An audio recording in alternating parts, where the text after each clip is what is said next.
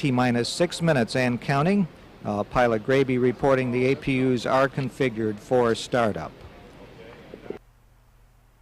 We've had a final go from the weather people for the launch this morning, both for the pad area, the shuttle landing area if there should have to be a return, and the various contingency areas around the world.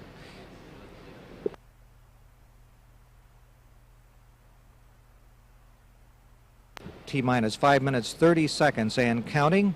The flight recorders are on.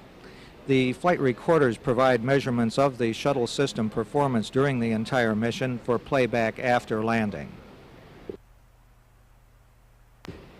15 seconds away from the T-minus 5 minute point when we get a go for APUO's start.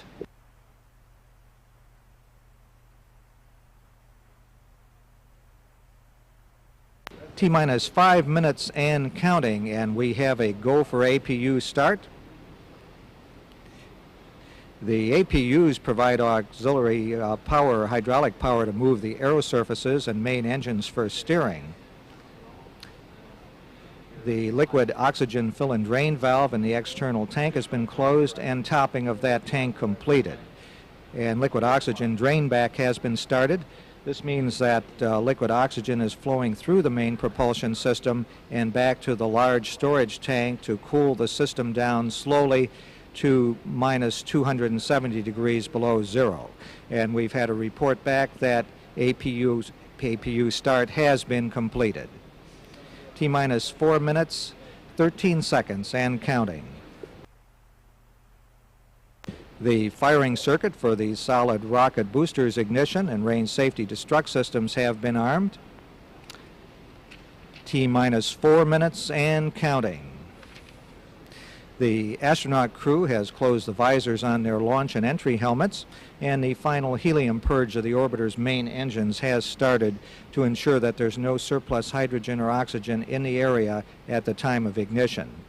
The ground launch sequencer has determined that the APU hydraulic pressure is now normal for launch and flight.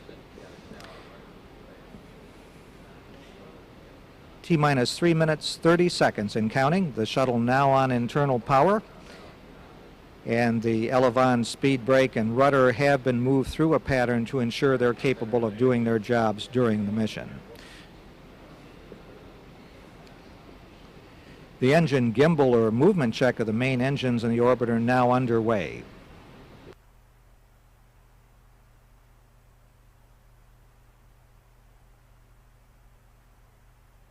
T-minus 3 minutes and counting. The liquid oxygen valve for filling the external tank is closed and pressurization has begun. After the tank is pressurized, the hold capability is limited to 3 minutes and 36 seconds. T-minus 2 minutes, 40 seconds, and the caution and warning has been cleared, and the gaseous oxygen vent arm presently being retracted. T-minus 2 minutes, 30 seconds, and counting.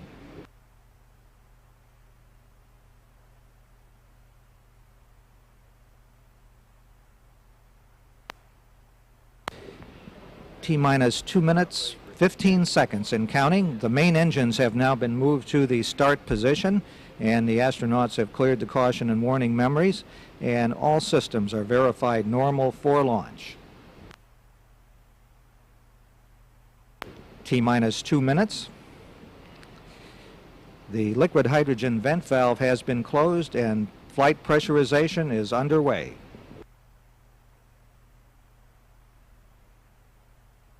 T-minus 1 minute, 45 seconds and counting. The computers will automatically verify the readiness of the main engines at the 1 minute point.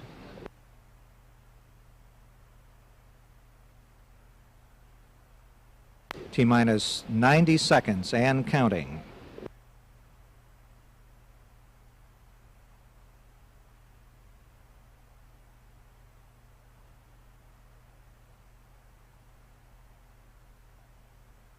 T-minus 1 minute, 15 seconds and counting. The liquid hydrogen tank now at flight pressure.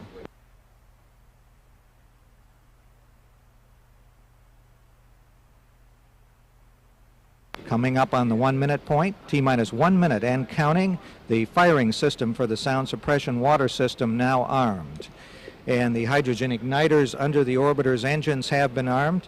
These devices ensure that any hydrogen is ignited prior to building up. T-minus 45 seconds. Just seconds away from switching command of the countdown to the onboard computers. T-minus 35 seconds. T-minus 31 seconds, and we're switching control. We have go for auto sequence start. And we have the sequencer on the orbiter now controlling the final seconds to launch. 20 seconds and counting. The body flap and speed bake in launch position. T-minus 12, 11, 10. Have go for main engine start. T-minus 6. We have main engine start. 4, 3, 2, 1. Ignition and liftoff. Liftoff of Atlantis. A new orbiter joins the shuttle fleet, and it has cleared the tower. Roll program initiated. Crew confirms roll maneuver.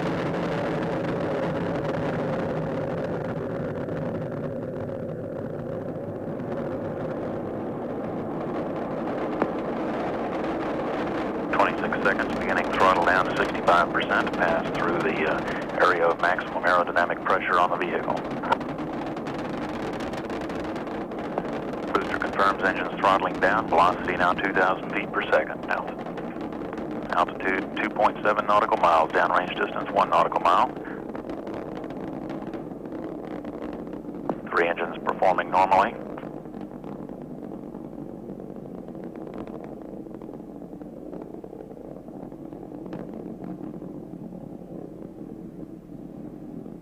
Velocity 2,400 feet per second. Engines throttling up now, back to 104%. 1 minute, 10 seconds. Crew given a go at throttle up. Commander Bo Bobco acknowledging that go at throttle up. Velocity 3,500 feet per second, altitude 12 nautical miles, downrange distance 9 nautical miles.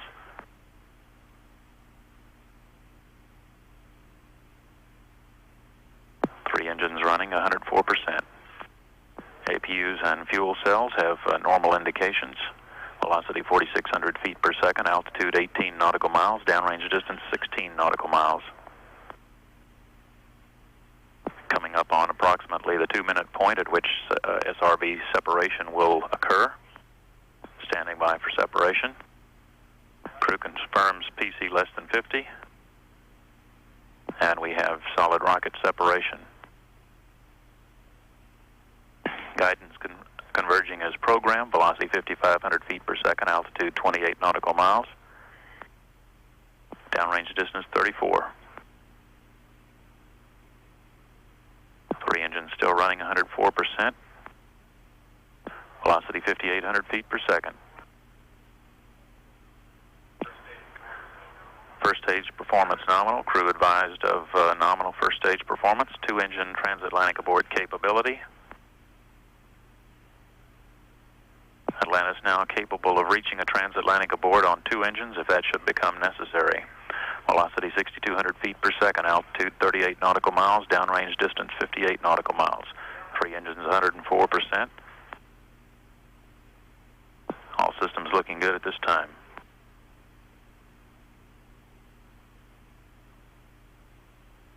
At approximately the 4 minute point, that we will reach the negative return call. At that point, the Atlantis no longer capable of doing a return to launch site abort. Return status and mission control underway.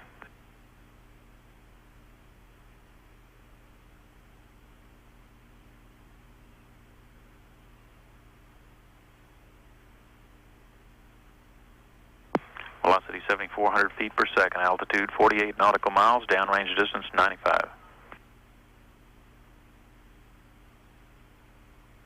3 engines running 104%. All systems continue to look good.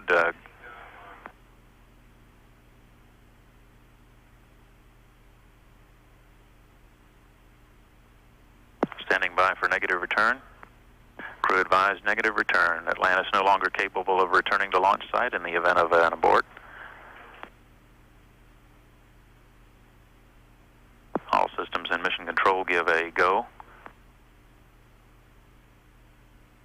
4 minutes 15 seconds. Velocity 8,800 feet per second. Altitude 54 nautical miles. Downrange distance 143 nautical miles. 3 engines still performing normally. 3 good APUs and 3 good fuel cells.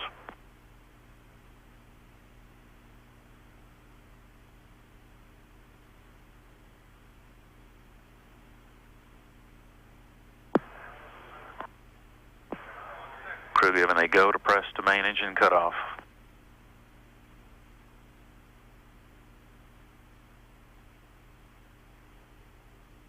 That is a capability of reaching a normal main engine cutoff should there be a single engine failure.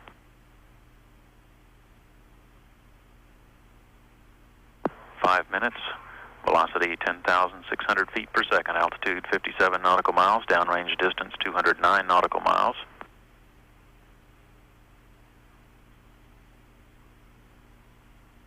All systems on board the Atlantis continue to look good at this time.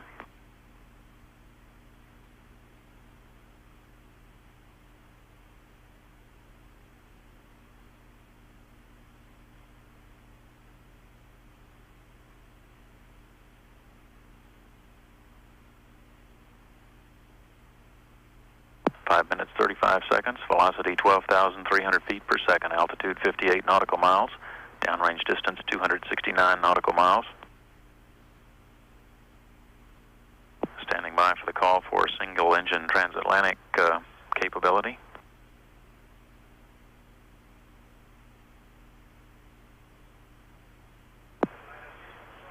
Atlantis forward velocity now enables it to reach a transatlantic abort if that would become necessary in the case of 2 engines out.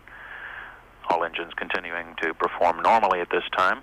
All systems on board Atlantis look good. Velocity 14,300 feet per second.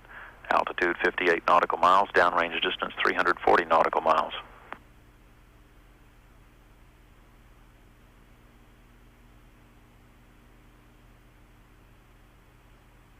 Standing by for a single engine Preston Eco call.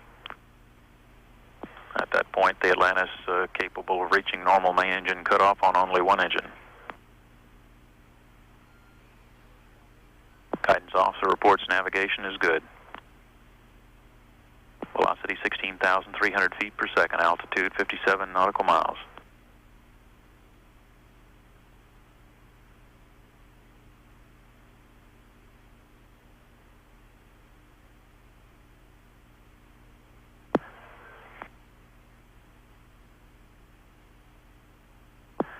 Crew given the call up for single engine press to main engine cutoff.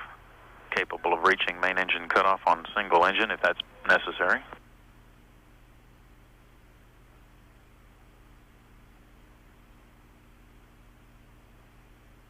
Crew read up a change in the earlier call. After analysis of the data, the first stage performance indicated low. That just affects the later trajectory.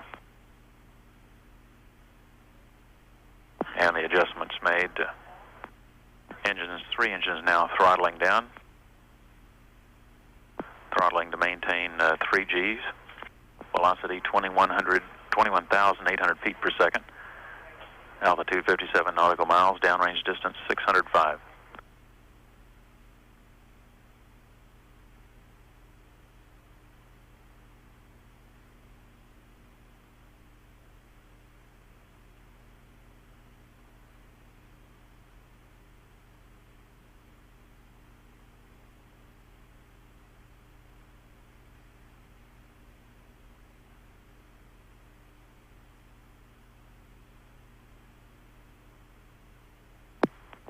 Eight minutes, 30 seconds, velocity 25,000 feet per second, standing by for main engine cutoff command.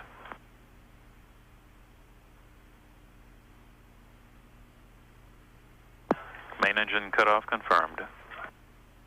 Standing by for separation of the external tank.